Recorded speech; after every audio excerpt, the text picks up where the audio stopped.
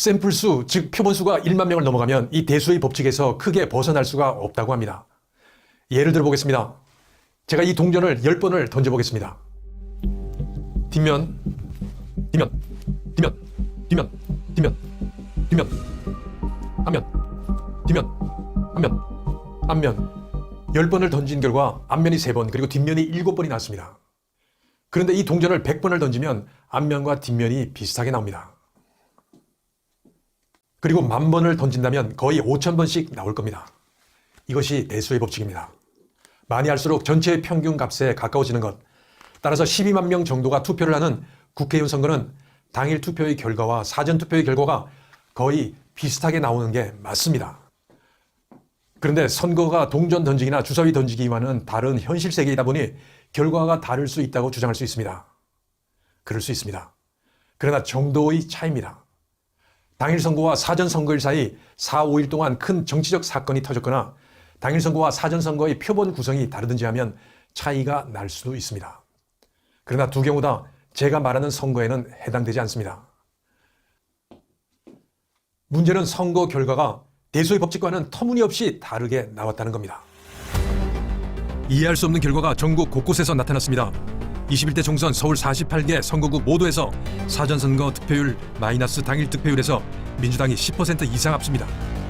이렇게 될 확률은 1조분의 1이 넘습니다. 불가능하다는 겁니다.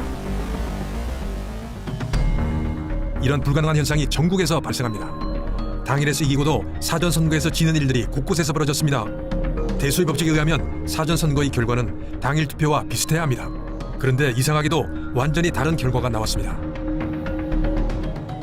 몇 명이 이겼는지 내가 볼게요. 서울중만 따지면 더불어민주당이 20명을 48개 선거구에서 20명이 당선이 됐어요. 투표에서 당일 투표에서. 네. 국힘당 28명이 당선된 거예요. 당일 투표는? 네, 당일 투표. 근데 관 내로 가게 되면 얼마가 더불당이 올라가면 43명으로 올라가요. 국힘당은 몇 명을 가냐면 5명뿐이 못 붙어요. 그럼 이게 뭐냐 그러면 거의 6분의 1로 줄어요. 관 외로 가볼까요? 더불어민주당은 45명 이겨요. 국힘당이 이긴 게 3명뿐이 안 돼요. 그럼 국외로 가봐요. 더불어민주당은 48개 선거구에서 47개 선거구 이겨요. 전국 3,551개의 선거동에서 민주당은 100% 가까이 플러스를 기록했습니다. 기적과 같은 일이 벌어진 겁니다.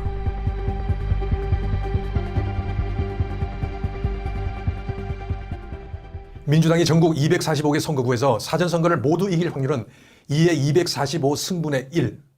이는 계산계에서도 나올 수 없는 수천 경분의 1입니다. 국민의힘이 전국 254개의 사전선거에서 모두 다 질 확률도 수천 경분의 1로 더 낮습니다. 민주당이 사전선거에서 다 이기고 국민의힘이 다 지는 경우가 전국적으로 동시에 일어날 확률은 수천억 경분의 1로 수치상으로도 계산도 되지 않습니다.